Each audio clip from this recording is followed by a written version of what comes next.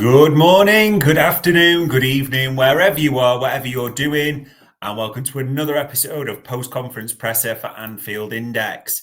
It's Lille next on the docket. There's not too much time to celebrate a victory over Brentford in the last minute, isn't there? Because Liverpool roll on and they roll on quickly. Tomorrow night, Lille under the lights, Anfield.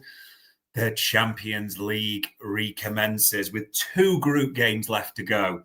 Importantly as well, there was 2 people speaking, Arne and Ibou Konate. That was the chosen player for this one. Brilliant. Absolutely brilliant, the pair of them. And if I could recommend one thing to you, you might not do both, but Arne was absolutely brilliant as ever in this one. Ibou Konate, I don't know whether it's through a lack of media training, just the nature, the sort of genuine honesty of the guy. Absolute box office. Can't stress it enough. Got to watch it. An absolute star of this press conference. And Ibou Konate especially, he said a few things that you will see referenced tonight and tomorrow, no doubt about it at all. Your normal host, Dave Davis, coming to you from a dark and cold Edinburgh, but there is a lot to have warm hearts about, isn't there? Liverpool at the moment, absolutely flying. That's in the Premier League. In the Champions League, absolutely perfect. No two ways about it. So we'll do your normal people, just as I'm bringing up the relevant docs for you to see. We'll talk Arne Slot's Q&A. We'll talk Ibou's Q&A. Just brilliant. Honestly, it really is. But we'll get into that. And we'll talk a few things about the Brentford Clues, Lille Threats, and it's important to discuss them at the same time and everything else. But just always important just to see, as I would call it, the state of play in the Champions League, because it is an absolute thing of beauty as we put it on the screen there, isn't it? Look at that. Liverpool, perfect record, played 6, won 6. 18 points. Now, just to set the scene a little bit, Lille are not a fashionable team by any means, but look at that. By the way, as well, to have won 4, we'll talk about who they've beaten and the threats they sort of possess. So this is no easy game. But let's get into it first of all. Arne Slot's Q&A. So the first question he was asked by Vinny O'Connor was about Thomas Frank and his compliment, saying, he said, you're the best team in the world. What are your honest thoughts on that? He said, his opinion definitely means something to me, as it's shown how well Brentford's done for so many years in that job without spending crazy money. His opinion means something to me, but it's far too early for me to say these things. He was asked about Liverpool being the best team in the world, and the Champions League format is so different. So we can judge that we face many teams and you could be lucky or not lucky with the draw you have. It's always nice, though, to get compliments for a manager who's that good in the Premier League. If anyone didn't clock it, it was some nice comments, wasn't there, from Thomas Frank in that press conference where he said that we played City, Arsenal and Liverpool are a level above them too. Yes, they are. We'll leave it at that. The next question he was asked was about Darwin Núñez and how, you don't always know what you're going to get, that inconsistency. He answered this in depth, and I like the way he answered it. He said, was almost happy that you asked me about, it was sent off after 2-0, because people are saying that we were lucky and I could come up with a few decisions that went against us. We weren't lucky and we didn't get the points this season, but let's not get into that. I think it's with the most difficult thing for the team and the individual is to find consistency. And only a few players are in the world are able to be at the same level every 3 days. Then there's a big group of players who play well at times, but not every time. I think he belongs in that group and he's good many, many times. Except for him, it would be nice to go into that bracket of players who are outstanding. And I know we have a few players in that bracket who are outstanding every 3 days. It's a nice challenge for him to go into that group. Like the answer, kind of mixing it in with everyone else, not just putting the load or the focus on Darwin, making sure it's clear that, there's others who are probably striving to get to a better level. And it makes you think, doesn't it? What players would you say are elite, do it every 3 days? This would be an interesting one for the chat panel, wouldn't it? Which of the players you think can, as he said, can do it again, but it's different to go into that next level of doing it every 3 days? I think we definitely got some who you just expect every game, especially like, say, with your Van Dijks, your Salahs, etc. Maybe we put too much on them, but that's just the quality they have. I think we've got quite a lot of players just in that tier below who can have a brilliant game, but it's different to do it time after time as well, isn't it? Now, let me just play you a clip from Arne Slot as well, because he was asked about, being top, sort of different pressures, what it means, the teams you've faced. So let me play the clip for you on this one. Hi, Arne. I know it's not the most important thing to you, but having the only 100% record in the Champions League now, is that a badge of honour for you and for the team, and a motivation to keep it going until the end as well? Oh, yeah, definitely. Not that we've had them, but it is a motivation that we want to keep it going till the end. We want to win every single game we go out there. But it's not because of we just want to end top 8, and we know we need a point for that. But this team has never gone out playing for a point. There was just a second ago a question about what I expect from Lille. I expect something. And you guys know what you can expect from Liverpool. And that has been in every single game we've played. If we've been at Old Trafford or at Arsenal, wherever we played, we've tried to play their own style. And we've never adapted the style, sometimes in small details, but never the style of high press, of bringing the ball out from the back and to do the things we are good at. So yeah, that's what we want to try to do tomorrow again. We always play for a win. And that's also what we're going to try to do tomorrow. But we know the difficult challenge it is because of the quality and the form Lille is in. Yeah, great answer. Don't get me wrong. Exactly what you'd expect a Liverpool head coach to say. Bullish, forthright, nature of personality. We are going to win this. This is a big game under the lights at Anfield. I think there's quite a few people that will be interesting to see if you share this in the chat panel. Were you hoping for a bit of rotation? Because I think the way he's putting, he's leaning into that this is pretty much, bar a few standard slot changes, a full strength team coming your way. I mean, people might have hoped for big rest. I don't know, because he says it needs another point to secure it. And also, if you finish in the top 2, then I think you play in the playoffs, the sort of, I think it's the 15th to 18th base teams. Maybe someone can update me and correct me if that was wrong, but it is a slight advantage. So I think the reason I wanted to play you that clip is the nature there is telling me it's pretty much a full strength with standard tweaks. Liverpool coming your way tomorrow night, but we will see on that. Then he gave us an update we didn't like. There's no two ways about it. Because remember, Diogo Jota was a niggle. James Pearce asked about this one. And he said, how long will he be out for? He said, well, Jota a bit earlier than Joe, but both are expected back within weeks, not months. I said many times before, the last stage of rehab is the most difficult. It's clear we expect them back within the upcoming weeks, not months. Diogo overload, and it was followed up with another question, what is it? And he said, well, Diogo overloaded a certain muscle a bit. It's never a niggle with, Diogo Jota, isn't he? Like, if Diogo Jota sneezes, he's out for 6 weeks with a burst eardrum or something like that. It just seems to be the nature. And this is probably a topic for another day, don't get me wrong, but you just wonder all these injuries, like how much can we count on Diogo Jota? Just to be clear as I'm saying this, and before people jump on, for the rest of the season, we want him fit as often as possible. In the short term, he's an absolutely crucial player, but Diogo Jota is just repeatedly injured, and it's not a good sign that what was a niggle.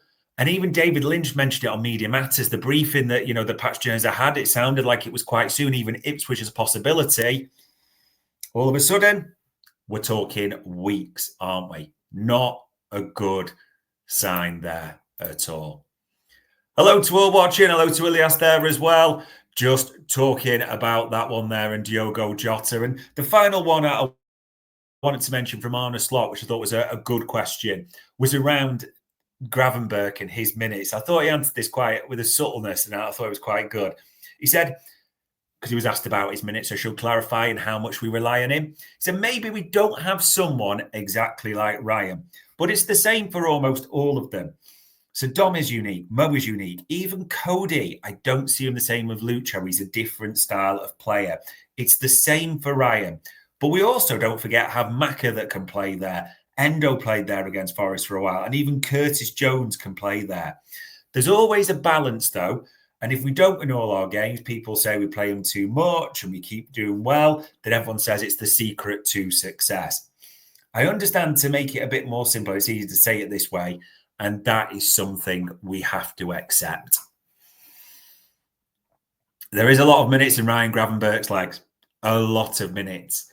He does seem quite central to this team at the moment. Now, left back would be the one everyone would do in a heartbeat, no two ways about it. But as a few of you starting to pour in there, I think people want signings. A midfielder would be big at the same time as well. Someone who could play, so multifunctional, cover Gravenberch. I do think that would be helpful. Absolutely minimal to no chance I think we're getting it. So it's wishful thinking, but there you go. And interesting that the comments are coming in around Jota. Said Songs 4K then says relapse proves how important full recovery is. Yeah, he seems to have quite a few of them, doesn't he? Goal ratio there is top for goal ratio in the team, living up to his name there, but also top for injuries at the same time. I think that's just the thing with Diogo Jota, isn't it? Like a small niggle can turn into long-term leprosy with Diogo Jota. That is just what we're seeing at the moment. So, yeah, we could just do with him back. But at the same time, there's only him and Gomez injured, which is far better than we're used to, in all honesty. But we'll see how quickly we get them back. There you go. Absolutely brilliant as ever on a slot. However, the star of the show, ladies and gents, Ibou Konate. If you get the chance, just the 7 or 8 minutes that Ibou Konate had on that stage is absolutely brilliant. I'm probably not going to do it justice. I really would strongly recommend you watch this. I was even, this is weird, going, go on, Ibou, as like he was saying stuff. So thinking, why are you bigging this up, Dave, type of thing. Let's just have a listen at a small snippet of what Ibou Konate said. For yourselves as well, it was the first clean sheet in the games that you've been involved in since you returned from injury. How did it feel to get that clean sheet, and how do you feel now? Do you feel that you're at full match sharpness, or is there a bit of a way to go still? No, for me especially, because I'm a defender, and for every defender this team, it's very important for us to have a clean sheet, and we have done this, and I hope this will keep going. And I try to come back really 100%, but I'm not, because I rush my comeback with my knee. But I've done this for my team, and I can die for this team, then it's fine. And my knee will come back really 100% very soon. It's fine. Does that mean you're still having the audition? I still have pain sometimes, but I play with painkiller, and it's enough for me to. As it says on the screen there, Ibou's character is coming through this season. How can you not love that man? I would die for this team.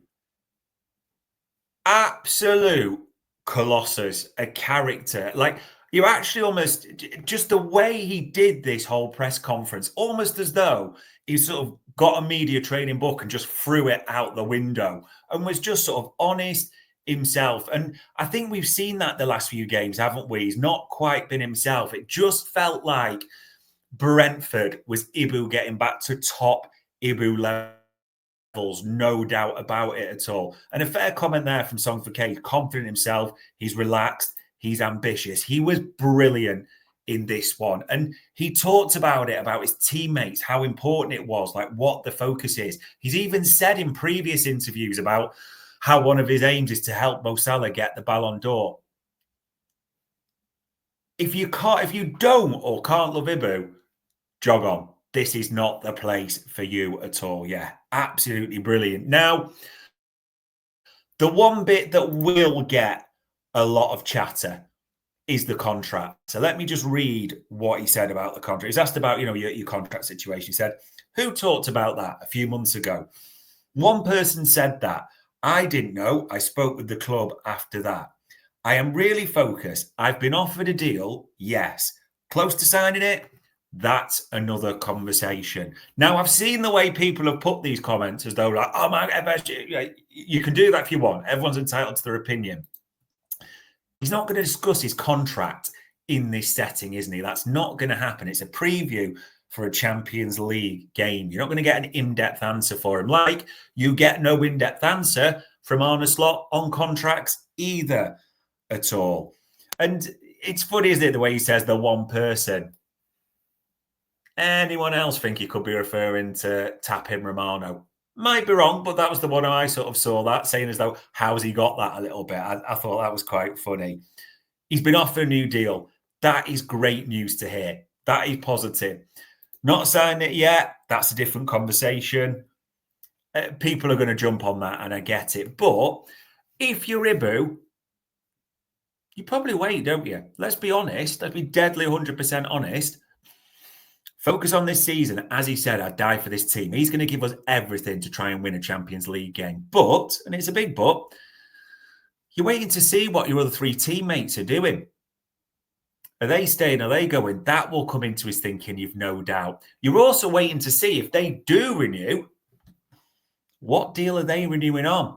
Because if their wages go up, I'm not saying Ibou's going to be in the bracket as the elite three, but the baseline moves at the same time, doesn't it, in that regard? So, yeah, I understand completely why Ibou would be waiting. I suspect there's a lot of players at Liverpool sort of waiting, if not for, how things will work, who signs, who doesn't, etc. So I'm not making a bigger deal of that. Listen, we've talked about contracts to death, and I know this will cause a latest furore. Let's just see what unfolds with this one. And the other question Ibou answered was around VVD and his partnership and whether, and I like the bullishness of this, whether he thinks it's the best in the league and the best in Europe. He said, this season, I think so. For sure, everyone knows Virgil, and for me, he's the best one. No one is better than him in this position. I learn a lot from him, and also I've learned a lot from, I like this, Matip and from Joe Gomez. I've never said to him directly, but I said in an interview, I just want to be better than him one day. It's quite clear Ibou Konate is playing with his idol, isn't he? So the ultimate, of course it is, Van Dijk, the ultimate aspirational centre-half to look up to. If you can't learn anything from Van Dijk as a defender, you're done for, aren't you? But I also liked that he's had that experience with different characters like Matip, someone like Gomez who can play multiple positions at the same time as well. So honestly, if you do nothing else for 7 or 8 minutes, we'll not go into that, then this is an interview to watch. Just the bit of Ibou where he comes in, almost like I said, there's almost an element of honesty, genuineness. It was refreshing in one way. No sort of formal media training. I can't stress to you enough. It is well worth a watch. And yeah, good word there, as goal ratio says, a humble nature to him. So that was the press conference, ladies and gents. And if we go back to Brentford there, I mean, I'm still buzzing from it because we always talk about what are the clues, the lessons that we learned from this. I think there's a few from Arne Slot there. Use the subs. Trust a few more players. It's quite clear that at times you don't or haven't previously fully trusted the Harvey Elliots, fully trusted the Federico Chiesas, Endos. You could go through a few, don't get me wrong. I think they earned a little bit in this one. Harvey Elliott, trust him, give him some minutes. You can't just burn out the same players all the time. So that's a big one from him. Couple from us as fans. I tell you what, Arne Slot's got that late Klopp style power now of winning it late.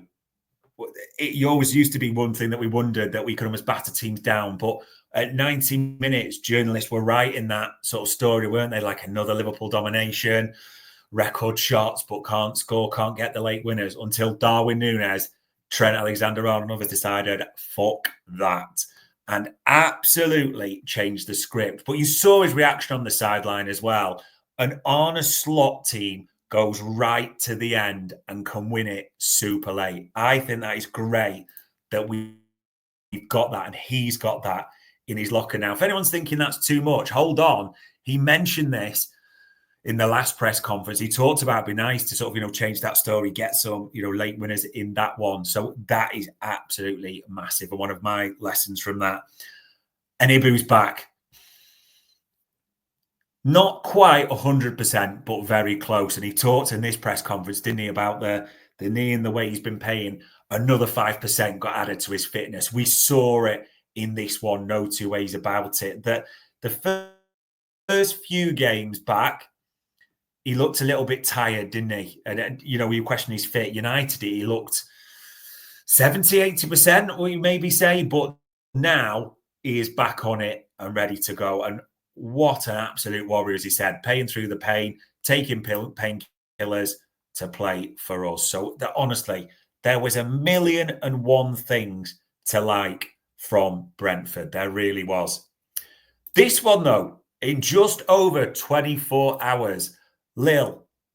And people will be going, who? But let's just get some tables up and be crystal clear on this. Lille have got 13 points. They've won 4, drawn 1, lost 1 in the Champions League. They've beaten Real Madrid. They've beaten Atletico Madrid. Yeah, this is a good side in the Champions League. They are 21 unbeaten in all competitions. I don't know if anyone's clocked that, so I think of it sort of going viral today. This will not be an easy game at all. Look at that. They're in the top 8 in Europe. Anyone thinking like, oh, Lille push over or anything like that? Really, really tough game.